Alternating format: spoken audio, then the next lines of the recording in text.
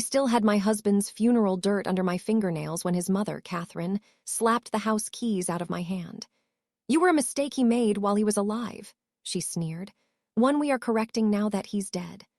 Behind her, the Westbrook men stood like cold statues as my bags were tossed into the mud.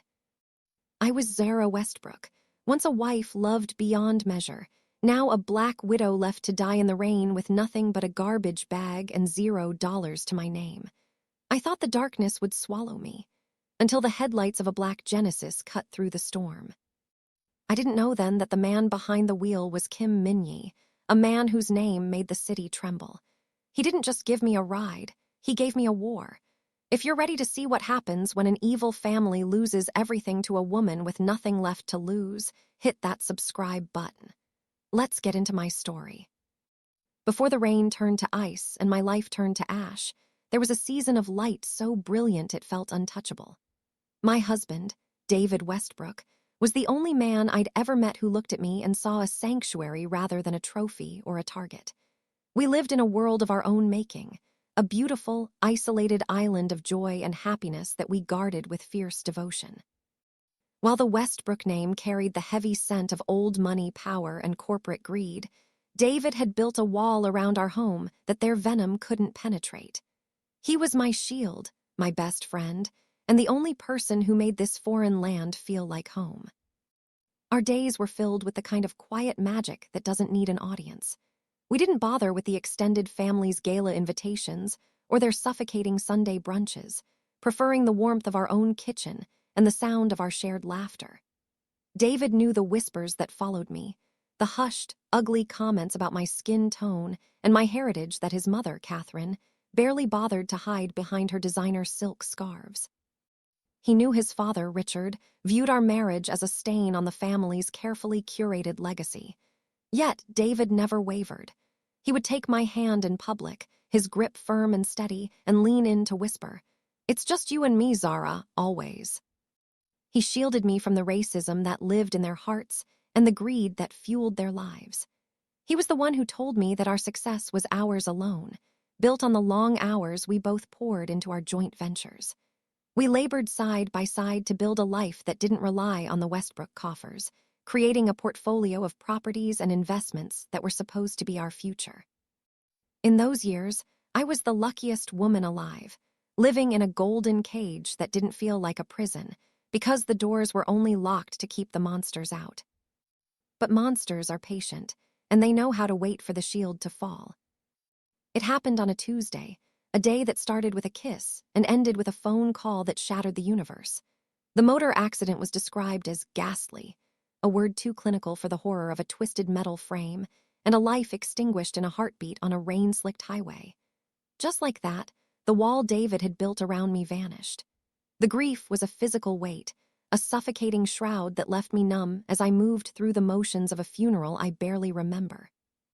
I stood by the grave, my heart buried with him, unaware that the people standing behind me weren't mourning a son. They were calculating the value of his estate.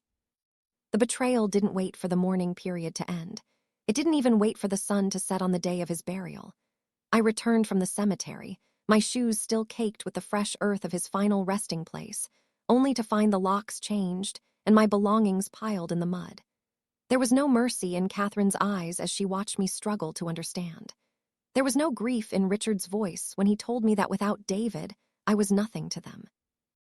They had waited until the dirt was fresh on his grave to strike, working together to cast me out into the heavy rain. As the gates of the life I had built slammed shut, I realized the bitter truth. The family I had tried so hard to love had never been my family at all. I was standing in the downpour, a widow with nothing left but the clothes on my back and a heart full of ruins, while the Westbrooks laughed from the dry safety of the home they had stolen. The rain didn't stop, and neither did the cold. For 3 days, I was a ghost haunting the streets of a city that had once been my playground. Every step was a battle against the exhaustion that threatened to pull me into the pavement. My designer clothes, once a symbol of my status, were now nothing more than damp, heavy rags clinging to a body that had forgotten the warmth of a meal or the comfort of a bed. I had wandered until my feet were numb, driven by a hollow hope that the universe would offer some reprieve, but the universe remained as indifferent as the Westbrooks. I was alone in a sea of millions, a black widow waiting for the end. The end nearly came in a blur of headlights and the screech of tires. I remember the sudden, blinding glare cutting through the midnight fog, a black shape looming over me like a predator. My legs, finally surrendering to the weight of my grief and hunger, simply gave out. I didn't feel the impact, only the cold embrace of the wet asphalt and the distant, muffled sound of a heavy car door opening before the darkness claimed me entirely. When the world finally returned, it didn't come back in shadows and rain. It came back in the scent of antiseptic and expensive linen. I woke up in a room that felt more like a royal sanctuary than a hospital suite. The walls were a soft, muted cream, and the sheets beneath me were pure silk, a sharp contrast to the grit of the gutters I had occupied just hours before. My body felt heavy, tethered to an IV drip that hummed quietly in the corner, pumping life back into my exhausted veins. For a moment, I thought I had died and been transported to a better version of my old life, until I saw the door. Standing at the entrance were two men, their presence shattering the illusion of a peaceful recovery. They weren't doctors or orderlies. They were tall, broad-shouldered, and dressed in sharp black suits that screamed of a specific kind of professional violence. Their faces were masks of iron, their eyes scanning the hallway with a military precision that made my breath hitch. This wasn't a public hospital. This was a fortress. "You're awake," a voice said, cutting through the silence like silk over steel. I turned my head slowly, and there he was. He was sitting in a high-backed chair in the corner of the room, a tablet in his hand, and a look of calculated intensity in his dark eyes. He was younger than I expected, perhaps in his late 30s, with a jawline that looked carved from granite and a presence that seemed to suck the oxygen out of the room. He wore a tailored black suit with the collar of his white shirt unbuttoned, exuding an aura of understated luxury and absolute authority. "Where am I?" I whispered, my voice sounding like dry leaves. "You're in a private facility under my protection," he replied, standing up with a grace that felt predatory. He walked toward the bed, his footsteps silent on the plush carpet. He looked down at me, and for a fleeting second, I saw a furrow of concern in his expression before it was replaced by a cold, businesslike mask. "My driver nearly turned you into a permanent fixture of the road. I decided to take responsibility for your recovery instead." "Who are you?" I asked, my hand trembling as I clutched the silk sheet. I looked for a business card, a hospital ID, anything that suggested he was a man of the law or a corporate executive. A small, dangerous smile touched his lips. "My name is Kim Min-jae. To some, I am an investor. To others, I am a problem they cannot solve." The name hit me like a physical blow.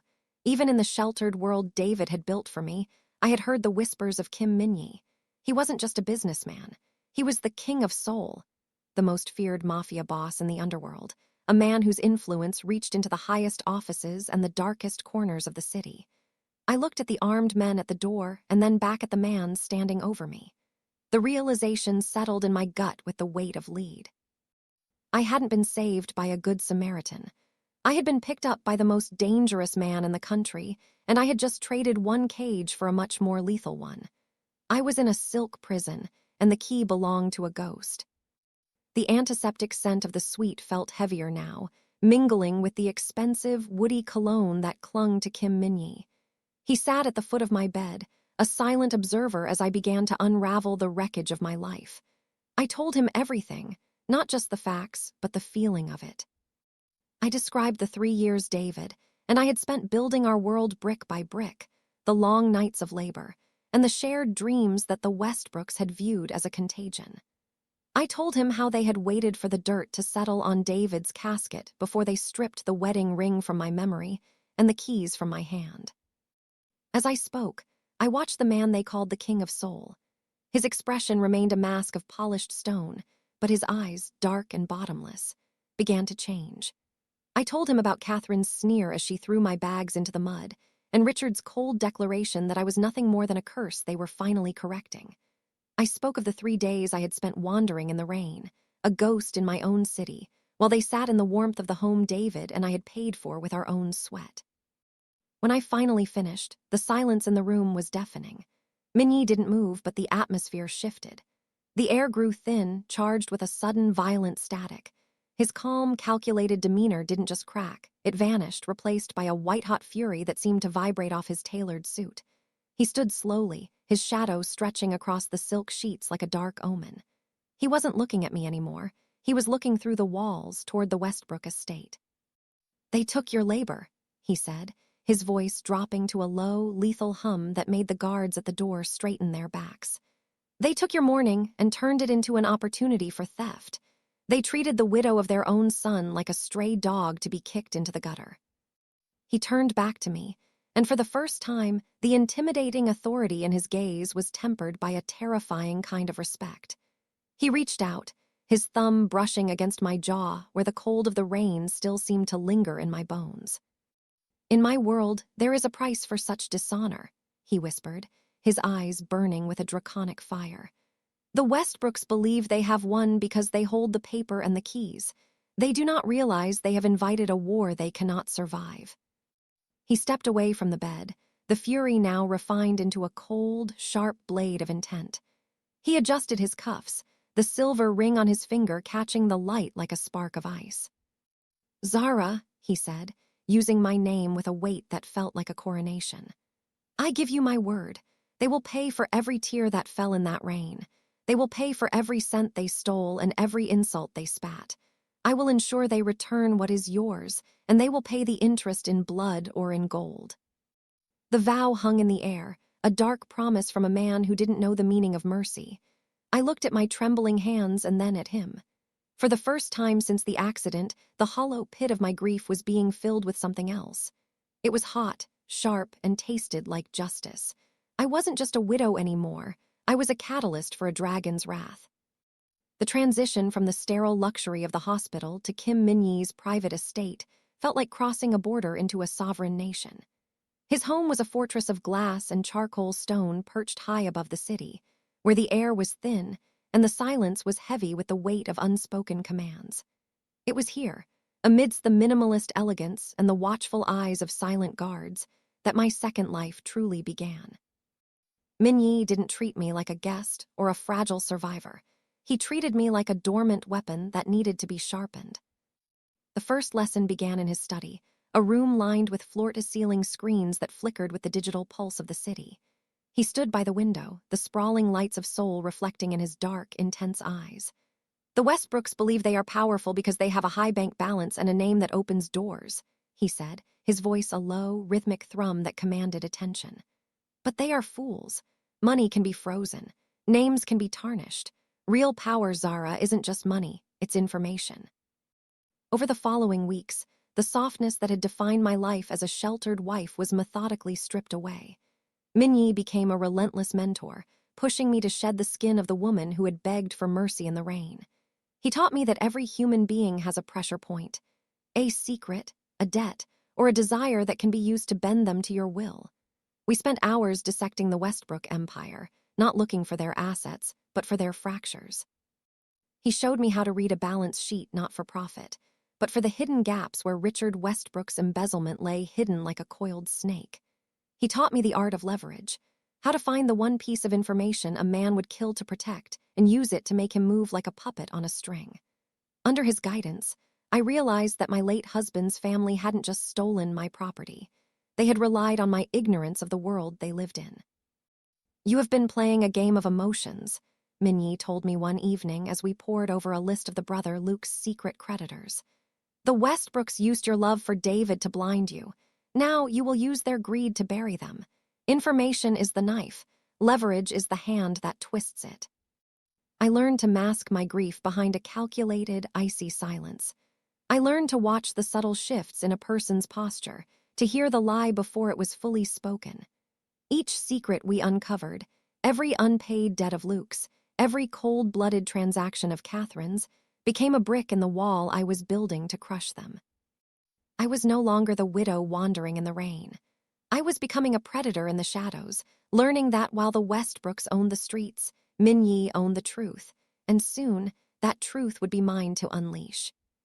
The Westbrook family's arrogance was a terminal disease, and Luke Westbrook was the primary carrier. He had always been the golden boy of their twisted dynasty, a man who believed that the world was merely a collection of things he hadn't yet decided to own. To him, I was just another one of those things, a temporary inconvenience that had been successfully discarded. But entitlement makes men blind, and Luke was too blinded by his own reflection to notice that the woman he had kicked into the mud was no longer there. It was a Tuesday afternoon, exactly 2 weeks since I had moved into Kim Min-jae's estate. I was standing on the terrace, watching the fog roll over the Han River, when a familiar, aggressive roar of an engine echoed up the private winding road. I didn't need to see the car to know it was him. Luke drove his slate-gray Porsche like he lived his life, with zero regard for the safety of others and an absolute expectation of being let through. He expected to find a dilapidated apartment or a cheap motel where I would be cowering in fear, perhaps ready to sign away the final life insurance documents in exchange for a few $1,000s. Instead, his car came to a screeching halt in front of the massive, charcoal stone gates of the Min-jae fortress. I watched from the balcony, invisible behind the smoked glass, as Luke stepped out of his car. He looked exactly as he always did, cocky, with a tailored suit jacket thrown over his shoulders and a smirk that suggested he was the protagonist of every room he entered. He walked up to the intercom with a casual air of authority, likely preparing some cutting remark about my new gutter. But the gates didn't open. Instead, the small side door clicked, and 4 men stepped out. These weren't the security guards Luke was used to at his country club. These were Min-jae's elite enforcers. They moved with the synchronized, lethal grace of predators, their black suits perfectly fitted over frames that suggested a lifetime of violence. They didn't speak. They simply formed a wall of living stone between Luke and the entrance. Luke's smirk faltered, his piercing blue eyes widening as he took in the sheer scale of the estate behind them and the caliber of the men standing in his way. He tried to reclaim his bravado, stepping forward and flashing a finger as if he were scolding a waiter. "I'm looking for Zara. Tell her to get out here. She's got family business to settle, and she's wasting my time." The lead enforcer, a man whose jaw looked like it had been carved from the same stone as the gate, didn't flinch. He didn't even blink. "There is no Zara here," he said, his voice a low, terrifying rumble. "There is only Mrs. Westbrook, and she does not wish to be disturbed by trespassers." "Trespassers?" Luke laughed, though the sound was high-pitched and strained. "Do you have any idea who I am? I'm a Westbrook. My father owns half the commercial real estate in this district. Move aside before I have this entire place shuttered." The enforcer took a single step forward, and the air around Luke seemed to turn to ice. "We know exactly who you are, Mr. Westbrook. We also know about your offshore gambling debts in Macau. We know about the $3 million you borrowed from your father's development fund to cover your losses. And most importantly, we know that if you don't get back in your car in the next 10 seconds, you will find out what happens when a Westbrook meets the King of Seoul." The name hit Luke like a physical blow to the stomach.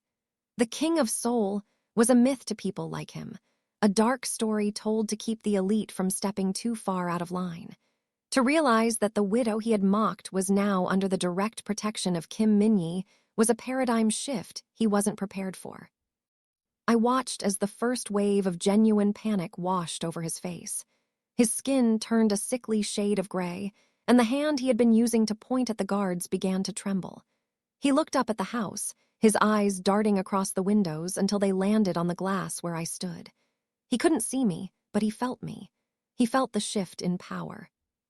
He felt the cold realization that the Black Widow was no longer a victim to be bullied, but a woman who was now completely, terrifyingly untouchable. Without another word, Luke scrambled back into his Porsche. He didn't turn the car around with his usual flair. He fumbled with the ignition, his tires chirping as he sped away from the gates as if the devil himself were chasing him. I stepped away from the window, my heart racing not with fear, but with a cold, sharp satisfaction. The training Min-jae had given me was working. Information was indeed the ultimate weapon. Luke had come to deliver a threat, but he had left carrying a death sentence for his family's peace of mind. The war had officially moved from the gutters to their front door. The following Monday, the sky over Seoul was a bruised purple, the kind of heavy atmosphere that precedes a total collapse. Inside the command center of Kim Min-jae's estate, the air was cool and smelled of ozone and expensive espresso. Min-jae stood behind me, his hands resting lightly on the back of my chair as he signaled his legal and less legal teams to begin. For weeks, we had been the hunters in the tall grass. Now it was time to bite. "Revenge is a dish best served through 1,000 paper cuts," Min-jae whispered, his voice dark and melodic. "Watch closely, Zara. This is how you dismantle a dynasty without firing a single bullet." The first strike was surgical. Min-jae's legal team, a group of elite attorneys who operated in the gray space where the law bends but doesn't break, filed a series of emergency injunctions. We targeted the Westbrooks' primary holding company, citing the fraudulent transfer of assets that had occurred immediately following David's death. Because Min-jae's influence reached into the mahogany offices of the city's top auditors, the injunctions weren't just filed, they were fast-tracked. By 10:00 a.m., the Westbrook family's corporate bank accounts were frozen, pending investigation. I watched the live data feeds on the monitors. Richard Westbrook's face flashed on a news snippet as he was cornered leaving his office, looking bewildered and several years older. He didn't know yet that the freeze was only the beginning. While the lawyers tied their hands in court, Min-jae's, less legal, teams moved into the streets. The Westbrooks' import-export business was the backbone of their liquid wealth. Min-jae made 3 phone calls to the shipping docks and the customs officials who lived in his pocket. Suddenly, Westbrook shipments were flagged for irregularities. Containers filled with high-end textiles and luxury goods were left to rot in the sun, held under indefinite inspection. Their logistics chain, once a well-oiled machine of old money influence, ground to a screeching halt. The silence from the docks was a death knell for Richard's quarterly projections. But the most satisfying part of the raid wasn't the corporate collapse. It was the reclamation of the physical world David and I had built. One by one, the properties we had labored for began to return to me. The boutique hotel in Myeongdong, the commercial plaza in Gangnam, and the seaside villa we had designed as our retirement sanctuary. All of them had been illegally absorbed by the Westbrook estate through forged documents and coerced signatures. Min-jae's hackers had spent nights recovering the deleted digital trails of those forgeries, and his enforcers had spent days convincing the crooked notaries who had helped the Westbrooks to confess their sins. By noon, the legal tide had turned so violently that the deeds were being reissued in my name. I watched on a tablet as a group of Min-jae's men arrived at the Gangnam Plaza. They didn't come with guns, they came with a court order and a locksmith. They walked into the management office, and for the first time in my life, I saw the Westbrook name being literally scraped off the glass. "It's happening," I said, my voice trembling with a mix of grief and triumph. "They're losing it all." "They are losing the things they stole," Min-jae corrected, stepping around to look me in the eye. His expression was calm, but there was a predatory spark of pride in his gaze. "You are simply taking back the ground you already stood on. But look at the screens, Zara. Look at their faces." A private security feed from the Westbrook mansion showed the chaos within. Catherine was packing the foyer, her elegant composure shattered as she screamed into a telephone. Richard sat at the mahogany table, his head in his hands, surrounded by a mountain of legal notices. They looked like small, frightened people trapped in a house that was no longer a home. "They thought they could bury you in the rain," Min-jae said, his hand moving to cover mine. "Now they are the ones who cannot find a dry place to stand. Every cent they took from you is currently being siphoned into a trust they cannot touch. Every property you bled for is back under your feet." As the afternoon sun dipped below the horizon, the final notification popped up on my screen. The Westbrook family estate itself was now under a lien. The very roof they had used to shelter their cruelty was being pulled out from over them. I felt a weight lift from my chest, not the weight of the grief, for David was still gone, but the weight of the injustice. The Black Widow had stopped mourning and started ruling. The properties were back, the money was flowing toward the right hands, and the Westbrooks were finally discovering what it felt like to be cold, hungry, and unwanted. The raid was a success, but as Min-jae's dark eyes met mine, I knew the true reckoning was still to come at the gala. The grand crystal ballroom was a cathedral of glass, gold, and cold pretension, a place where Seoul's elite gathered to trade favors and mask their sins behind champagne flutes. Tonight was supposed to be the Westbrooks' triumphant return to grace, a desperate display of wealth intended to signal to their investors that the recent legal hiccups were nothing more than a misunderstanding. Richard and Catherine stood at the center of the room, draped in the armor of old money, their smiles as brittle as dried bone. They had no idea that the woman they had left to rot in the mud was currently waiting in the wings, ready to burn their stage to the ground. The heavy oak doors swung open not with a bang, but with a silent, heavy authority that pulled the oxygen from the room. A hush rippled through the crowd as I stepped onto the marble floor. I was no longer the shivering girl in a soaked white shirt. I was draped in a custom midnight silk gown that flowed around me like spilled ink, cinched at the waist by a belt of dark diamonds. My skin, once pale from exhaustion, glowed with a terrifying vitality under the chandeliers. At my side, Kim Min-jae walked with the predatory grace of a king, his presence alone causing the room's power dynamic to tilt violently. He didn't just escort me. He presented me as the apex of the room's hierarchy. I saw the moment Catherine spotted me. Her champagne glass tilted dangerously, her face turning the color of ash. Beside her, Richard's jaw dropped, his old money composure fracturing like cheap porcelain. They tried to turn away, to retreat into the safety of their circle, but Min-jae's men had already subtly shifted, closing off the exits with polite, ironclad efficiency. "Richard, Catherine," I said, my voice projecting with a clarity that silenced the last of the orchestra. I didn't scream. I didn't need to. The quietest sounds are often the most lethal. As the elite of Seoul turned their heads, I began to walk toward them, the rhythmic click of my heels sounding like a countdown. "I noticed you're still hosting parties in a house you no longer own, with money that belongs to a widow you left for dead." "Zara, don't be absurd," Catherine hissed, her voice trembling as she tried to maintain her mask of disdain. "This is a private event. You're making a scene." "I'm not making a scene, Catherine.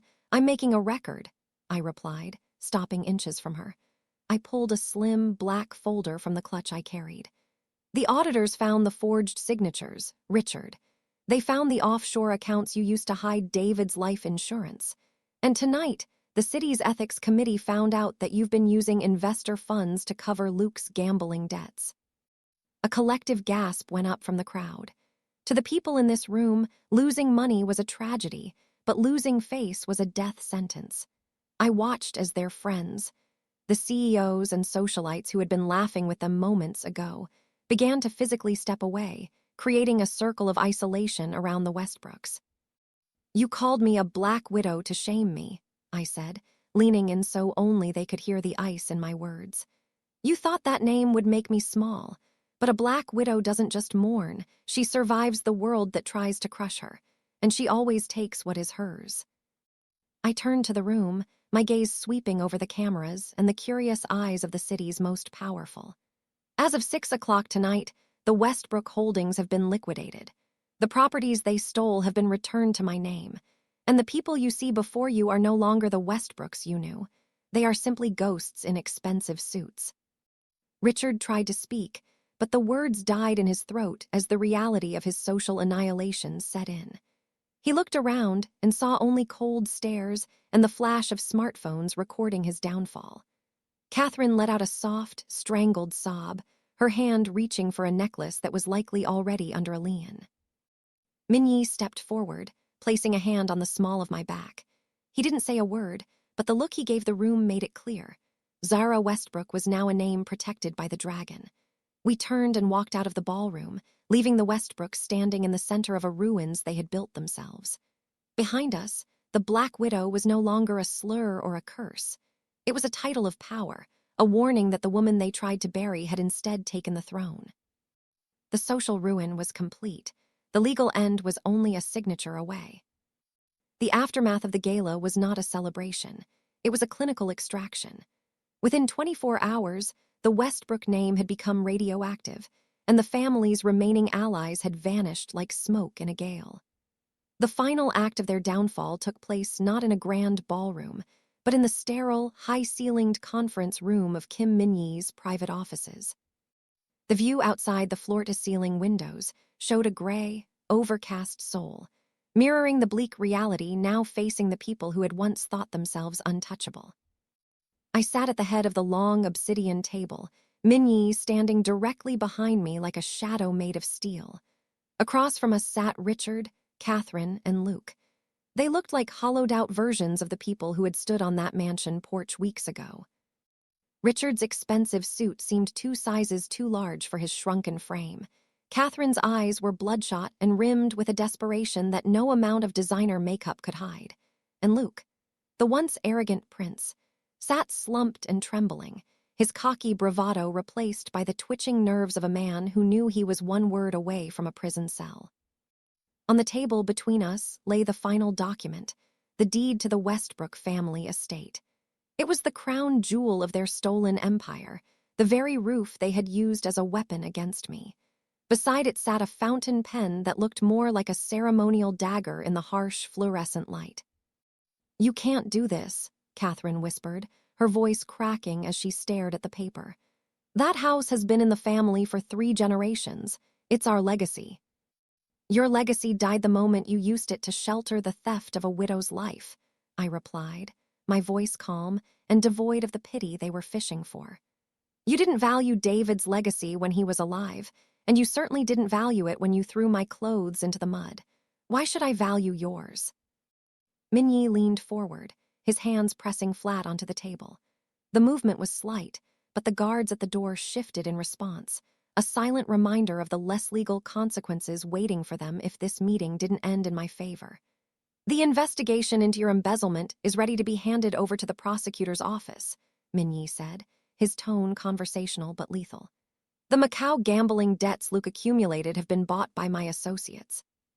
Right now, you owe the Underworld more than you owe the banks. Sign the deed over to Zara and the criminal charges disappear. The debts are erased. You walk away with your freedom, but nothing else." Richard looked at the pen, then at me.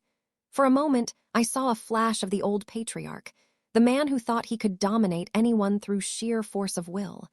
But as he looked into Min-jae's dark, unblinking eyes, that spark went out.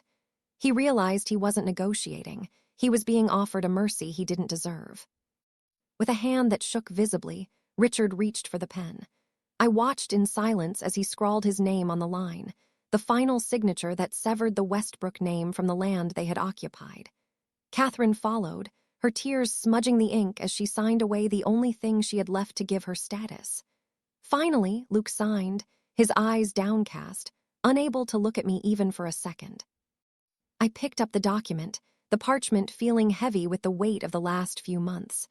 I felt no surge of joy, only a profound sense of equilibrium. The scales were finally balanced. "The gates will be locked at sunset," I said, standing up.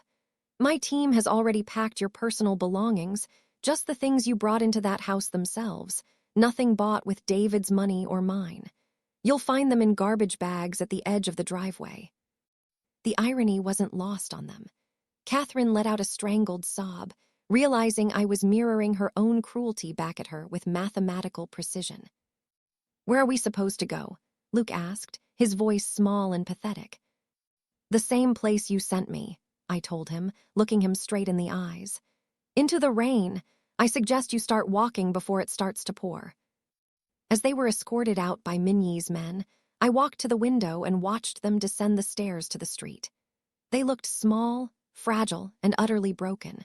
3 people who had built their lives on the suffering of others, now discovering that when the money and the name are stripped away, there is nothing left underneath. I stood in the warmth of the office, the deed to my future held firmly in my hand, watching the Westbrooks disappear into the gray city, finally knowing exactly what it felt like to have nothing left to lose. The Westbrook estate, once a monument to the family's cruelty, was silent as I walked through its vaulted halls for the last time as a visitor. The scent of David's favorite sandalwood still lingered in the library, but it no longer pulled at my chest with the same agonizing weight. The justice we had exacted hadn't brought him back, but it had cleared the path for a future where his name, and mine, would never again be used as a footnote to someone else's greed. Outside, the gray clouds had finally broken, giving way to a dusk of deep violets and burning oranges. Kim Min-jae was waiting for me on the marble terrace, his back to the house as he looked out over the sprawling skyline of Seoul. He was framed by the city he commanded, a man of shadows who had nonetheless become my greatest source of light. As I approached, he turned, his intense dark eyes softening in a way he saved only for me. "The news just broke," he said, his voice a low, melodic vibration in the evening air. "Richard and Catherine were taken into custody an hour ago. The evidence of the insurance fraud and the embezzled investor funds was more than enough. And Luke, well, his gambling creditors were waiting at the station to ensure he didn't post bail." I leaned against the stone balustrade, watching the lights of the city flicker to life. The Westbrooks were gone.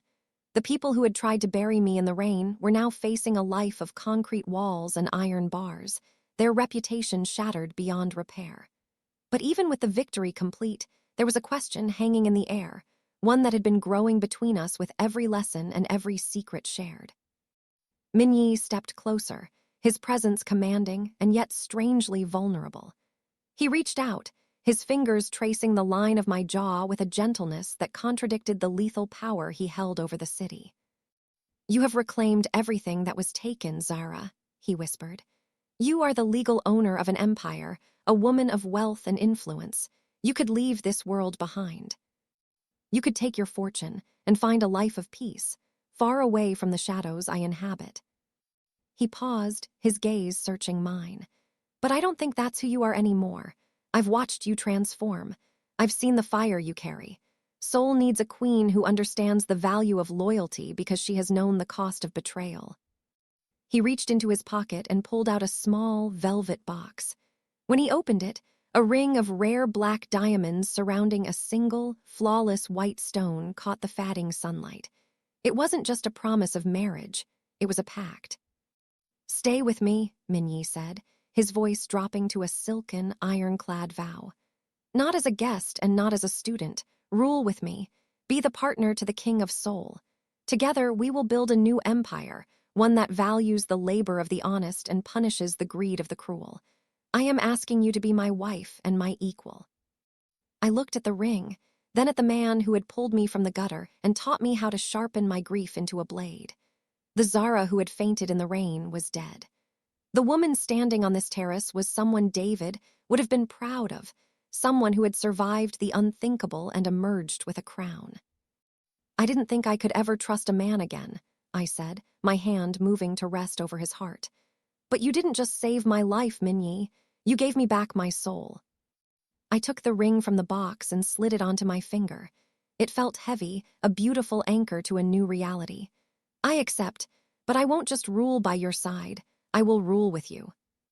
A rare, genuine smile broke across Min-jae's face, a look of absolute triumph. He pulled me into his arms, and as he kissed me, the last of the Black Widow's mourning faded into the night. 6 months later, the headlines no longer spoke of a scandalous widow or a fallen dynasty. They spoke of the new power couple of the Underworld, the King and Queen of Seoul. The Westbrook properties had been transformed into centers for social advocacy and legitimate business, funded by the very wealth the family had tried to hoard. As I stood at the window of our new penthouse, looking down at the rain-slicked streets where I had once wandered lost and alone, I realized that I wasn't just a survivor. I was the architect of my own fate. The Westbrooks were a memory rotting in a prison cell, but Zara Westbrook was a name that made the city bow. My story was no longer a tragedy, it was a reign. Drop a comment with Team Zara if you believe justice is a dish best served with a Mafia king by your side. Until next time, remember, never mistake a woman's silence for her weakness. Goodbye, loves.